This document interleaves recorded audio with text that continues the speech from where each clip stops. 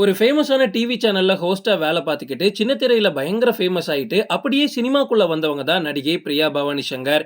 இன்னைக்கு தமிழ் சினிமால ராசியே இல்லாத நடிகை அப்படின்னு பிரியா பவானி சங்கர சொல்ல ஆரம்பிச்சுட்டாங்க.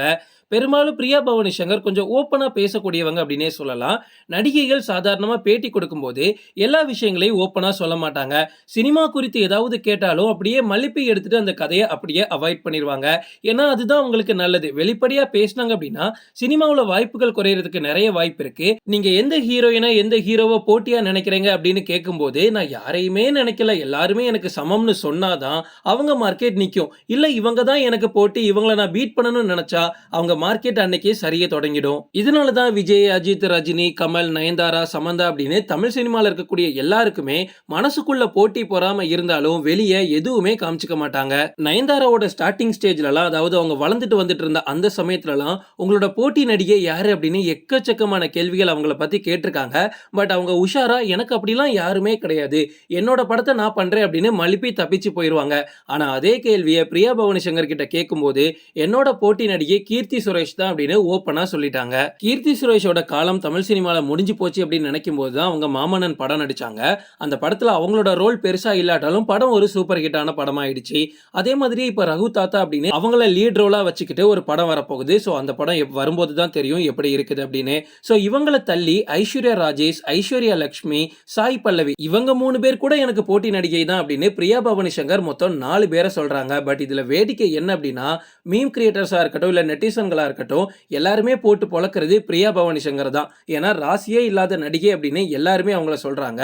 நம்ம எல்லாருமே ரொம்ப எதிர்பார்த்து இருக்கக்கூடிய ஒரு படம் அப்படின்னா டிமாண்டி காலனி 2 சொல்லலாம். ஏன்னா டிமாண்டி காலனி 1 மாதிரி அப்படி ஒரு ஹாரர் ஃபில்மை தமிழ் சினிமா இதுவரை எடுத்ததே கிடையாது. ஸோ அதோட பார்ட் 2க்கு எல்லாருமே வெயிட் பண்ணிட்டு இருக்கும்போது, அந்த படத்துல மைனஸா தெரியக்கூடிய ஒரே ஒரு ஆள் யாரு அப்படின்னா பிரியா பவானி சங்கர் தான். இதுல வேடிக்கையான விஷயம் என்ன அப்படின்னா, பிரியா பவானி சங்கரை விட சாய் பல்லவியா இருக்கட்டும், இல்ல ஐஸ்வர்யா லட்சுமியா இருக்கட்டும், ஐஸ்வர்யா ராஜேஷா இருக்கட்டும், கீர்த்தி சுரேஷா இருக்கட்டும், எல்லாருமே ரொம்ப டாப்ல இருக்காங்க. இன்னும் சொல்ல போனா அவங்களுக்கு தான் ஃபேமே அதிகம். சோ அவங்கள தன்னோட போட்டி நடிகையா சொன்னதுனால பிரியா பவானி சங்கரை போட்டு பொல பொலன்னு பொளந்துட்டு இருக்காங்க. தமிழ் சினிமாவை பொறுத்த வரைக்கும் நடிகர்கள் வாங்கக்கூடிய சம்பளம் அப்படின்றது இப்போ பயங்கரமா எல்லாருமே ஏத்திட்டு வராங்க. முன்னாடிலாம் ரஜினி, விஜய் இவங்க 2 பேர் மட்டும் தான் டாப் மோஸ்டா இருந்தாங்க. இவங்க 2 பேருமே அவங்களோட உண்மையான சேலரியை சொல்லாததுனால யார் ஃபர்ஸ்ட் இருக்கான்னு தெரியல. பட் வாரிசு படம் நடிச்சதுக்கு அப்புறமா ரஜினிகாந்தை பீட் பண்ணிட்டு விஜய் தான் இன்னைக்கு ஹையஸ்ட் சேலரி வாங்கக்கூடிய ஒரு மிகப்பெரிய ஆக்டரா இருக்காரு அப்படின்னு சோசியல் மீடியால பேசிட்டு இருக்காங்க. தமிழ் சினிமால விஜய்க்கு போட்டியா ரொம்ப வருஷமா தொடர்ந்து வந்துட்டு இருக்கிறது அஜித் தான். அஜித்துக்கு தமிழ்நாட்டுல ஃபர்ஸ்ட் டேலாம் மிகப்பெரிய ஓப்பனிங்கா இருக்கும். தமிழ்நாடு முழுக்க அதிகமான ஃபேன் பேஸ் இருக்காங்க. தமிழ்நாட்டோட கலெக்ஷன் எல்லாமே டாப்பா தான் இருக்கும். பட் அதை தாண்டி வெளி இடங்கள்ல அவருக்கு மார்க்கெட் கிடையாது. பட் விஜய்க்கு அப்படி கிடையாது. ஆல் ஓவர் இந்தியா தொடங்கி வெளிநாடுகள்ல கூட மார்க்கெட் ரொம்ப அதிகமா இருக்கு. அதனால தான் அவரோட சேலரி ரொம்ப அதிகமா இருக்கு. இப்போ எக்ஸாம்பிளுக்கு அஜித் எடுத்து பார்த்தோம் அப்படின்னா, விடாமுயற்சியில அவர் சம்பளமா 105 கோடி வாங்கியிருந்தாரு.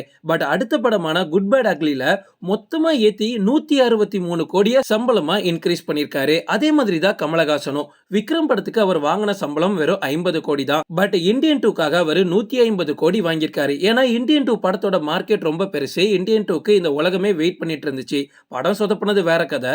விஜய், அஜித்துக்கு அடுத்தபடியா தமிழ் சினிமால ரொம்ப காலமா போட்டி போட்டு இருக்கிறது யாரு அப்படின்னா தனுஷும் சிம்புவும் தான். இவங்க 2 பேருமே 40 கோடி ரூபாய் சம்பளம் தான் வாங்கிட்டு இருக்காங்க.